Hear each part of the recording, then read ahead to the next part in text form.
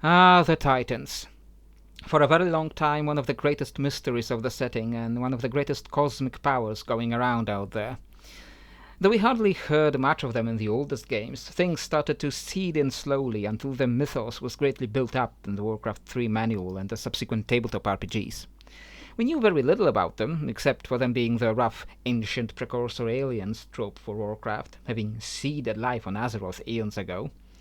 And because the Warcraft writers at the time were very huge Viking weebs, despite the Greek name and appearance, there were some heavy Norse themes among them, their leaders resembling Odin and Freya more than Zeus or Hera.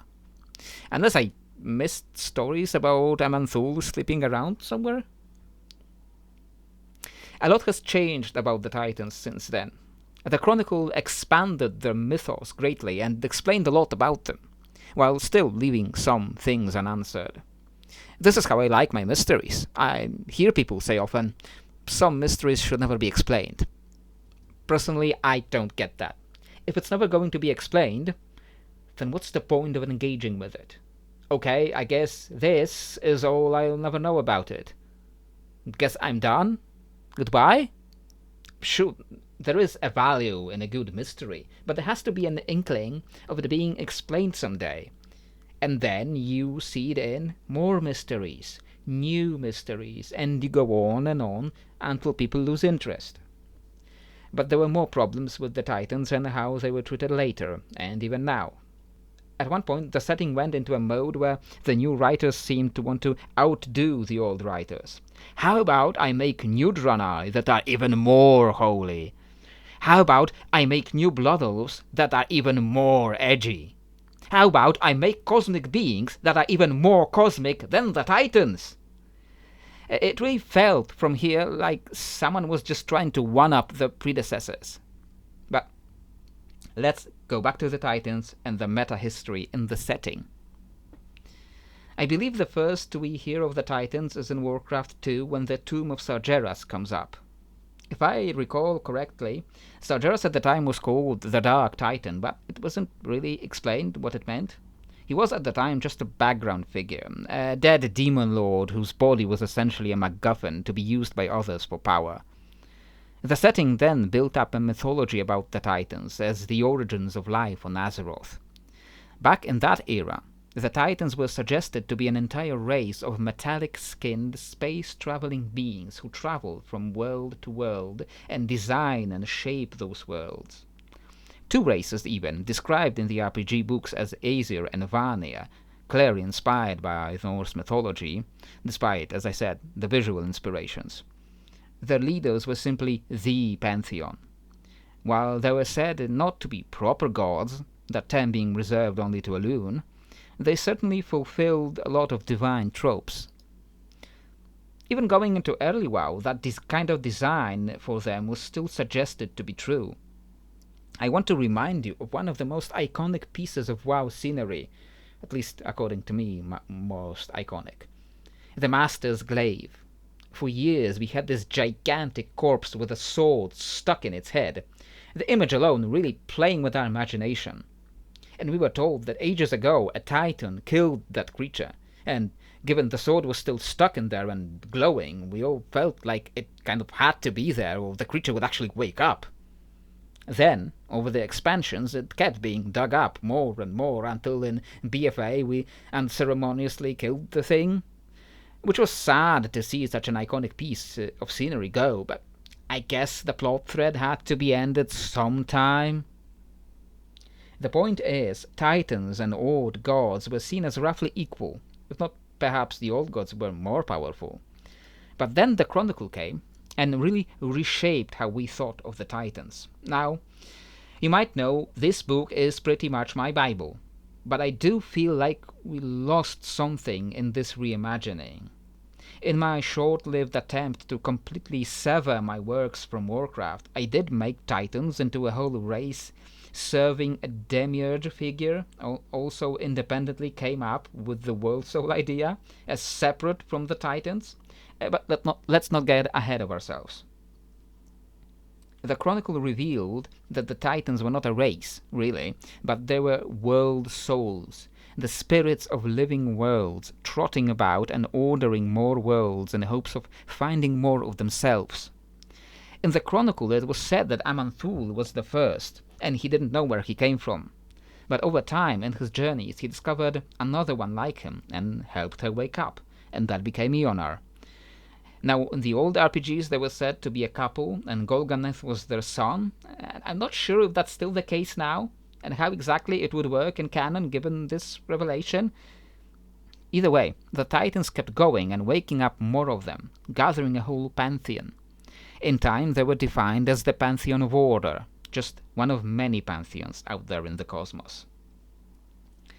Long story short, Sargeras was sent to kill demons whose chaotic power was threatening their order. In the process he discovered a group of Nathrezim on what might be Telagras, worshipping the void, got mad and shattered the world and its world soul. Then he went crazy, decided that the only way to prevent the void from destroying everything was destroying everything himself, apparently.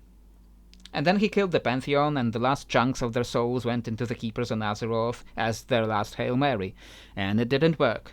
Titans are dead, Sargeras is going nuts, and we were kinda effed. And then came Legion, the expansion, very soon after the book, and almost immediately retconned the Titan deaths. But that's not the end of the bastardization of the idea. You see, then came Shadowlands. And someone apparently wanted to write their own Titans, but even better! So they came up with the first ones. Apparently these Uber Titans are so powerful, they didn't just order worlds. They created entire cosmic realms. They created the universe itself. See, this stuff I wrote is so much better than the stuff you wrote, because I wrote the same thing, only on a bigger scale. The less said about Shadowlands, the better. But that's still not the end.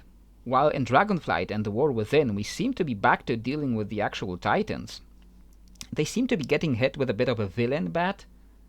In Dragonflight we learn they forcefully converted dragons, infused the waters of Dragon Isles with order magic, so that dragons would be reshaped and made more obedient. And, understandably, some dragons protested. And that's how we got the Incarnates. And I appreciate a level of moral grayness to the story of Dragonflight. Like, actual moral grayness, not she's not totally evil because she's kinda hot kind of grayness. It creates an understandable conflict between the parties. At the same time, the Titans start to become more oppressive, and in the War Within we get more snippets about them acting kinda suspicious. They bind the world soul of Azeroth with machinery, fight to keep the earth influenced by her contained and unaware. When Eonar sees a world tree planted on Azeroth, Aman'thul rips it out like he'd do to an old god, out of apparent jealousy. At this point it starts to feel less like moral grayness and more like order equals evil. But that is where we stand with the Titans in canon now, and it is clearly still developing. We cannot be absolutely certain where it's going, but given the upcoming expansion called The Last Titan, I suspect a fight to free Azeroth and let her be herself instead, in opposition to the Pantheon. But that is just speculation, and let us go into what my actual designs are. As I hinted at in the Arcanas video, the Celestials of the Arcane Dimension were the first to notice something unusual. This material plane that developed between the cosmic realms, at the conflux of all their influences, was giving rise to creatures more powerful than any of the powers could do on their own, because they could use multiple powers equally fluently. Though some of those first creatures were horrible abominations, like nature and shadow combining into primordial curses, shadow, death, and chaos combining into horribly destructive creatures. The power they exhibited was great and staggering, and if someone were to control and harness that power, they could dictate the way the whole universe is developing. So when they noticed the soul forming in the heart of the keystone, Azereth, the primordial cosmic truth grounds, at the central conflux of all these cosmic energies, they got an idea. What if they implant one of their own messengers in the heart of a forming world? It would bind itself to the world, to the material plane, and partake in all 6 cosmic forces equally. These creatures, these world souls, wouldn't become just a pantheon, a governing force for one realm. They would become the epitome of all powers. They would become the gods of this world. They would become the pantheon. That first world soul was Aman'thul, originally a nameless godlike archon from Arcanus. Once he implanted himself in the world taking shape, he slumbered for eons. After many millennia, 2 sentient races would develop on 2 continents on his surface, the Ammonites and the Thulites. Looking much like what would become Raikou, they warred and fought with each other until someone realized the presence of the soul within their world and communicated with it. This revelation changed the planet.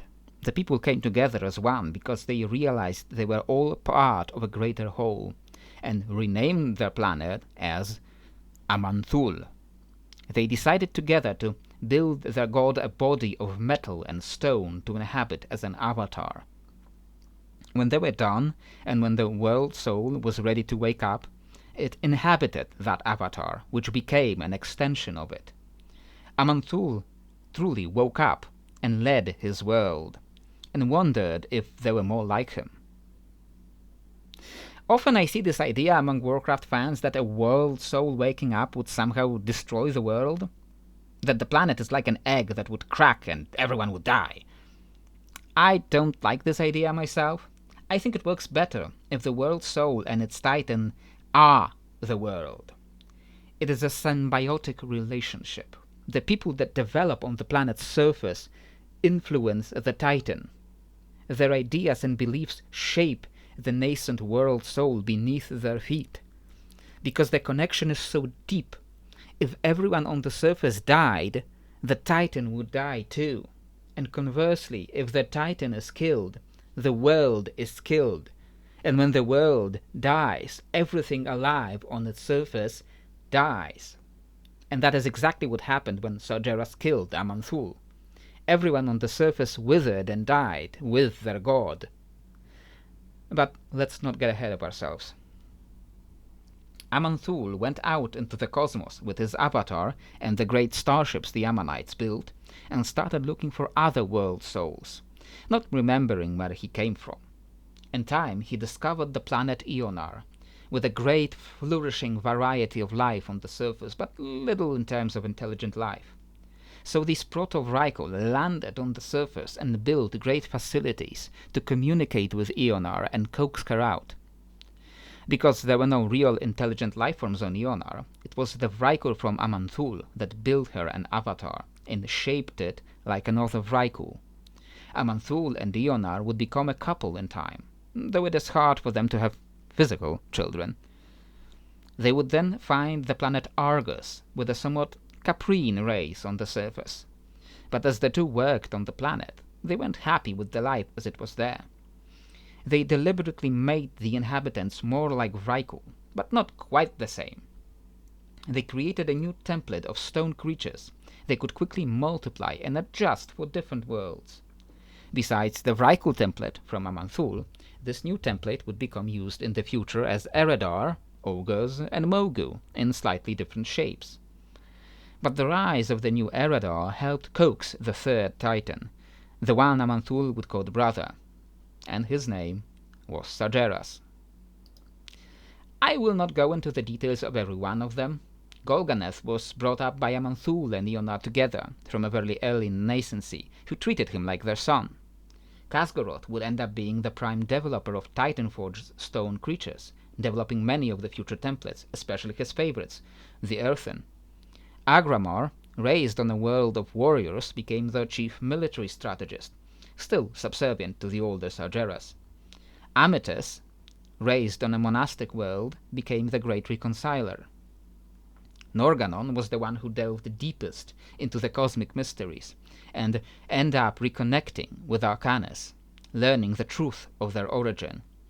And here's where things got complicated. because most of these world souls came from Arcanus. In their design to reshape the world to order, Arcanus now demanded their fealty. The Pantheon, however, was raised and shaped by the mortals who lived upon the surfaces.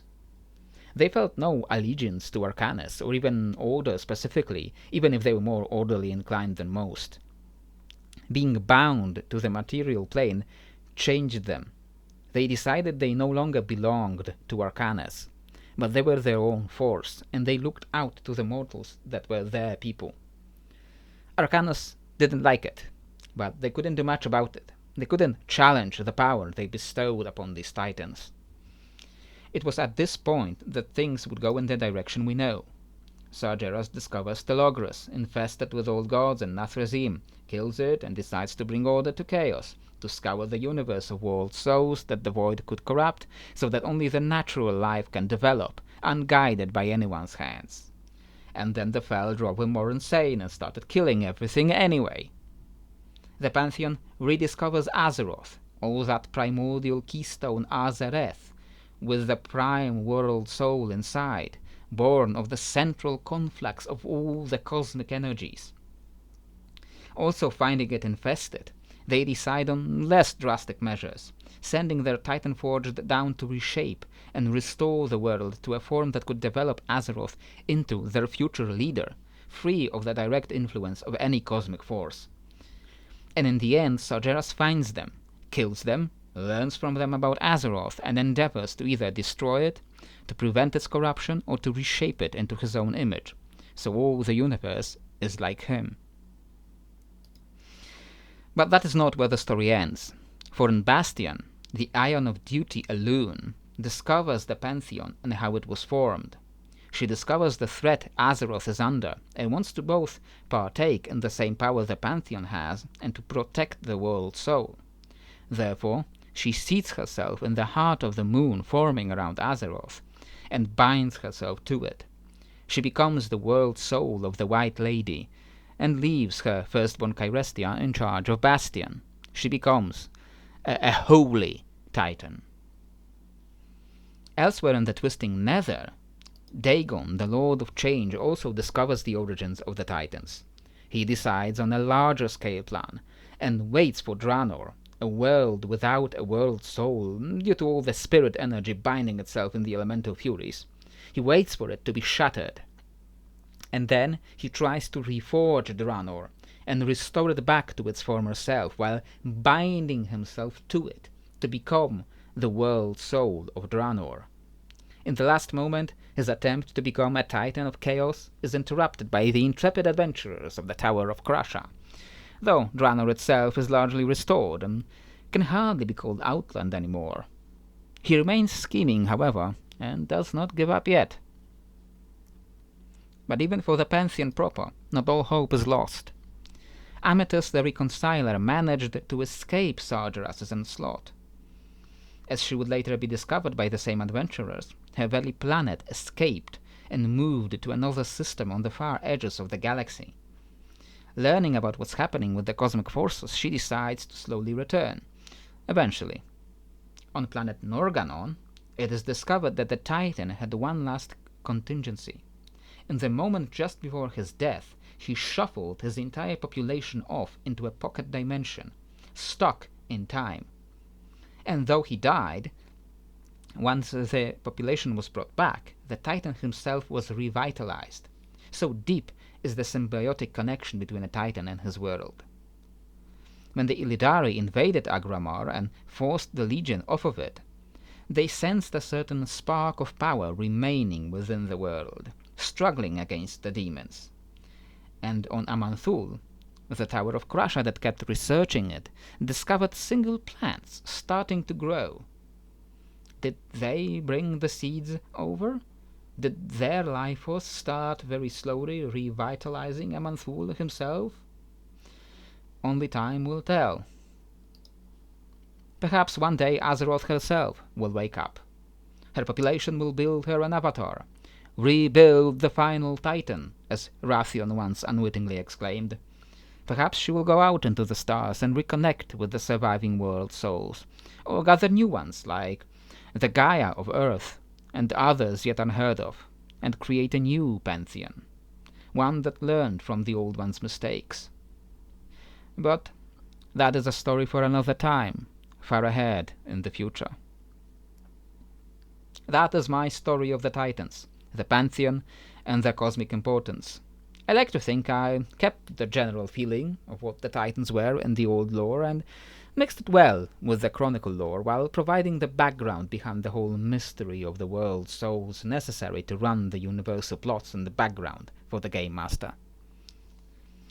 The Void video will still have to wait, but I have something maybe even more exciting for you next, as we come back down to Azeroth and delve into its geography, its size, climate, and things that make it all tick from a less cosmic point of view. Don't forget to like and subscribe and comment so we don't miss any future videos, and I hope to see you there.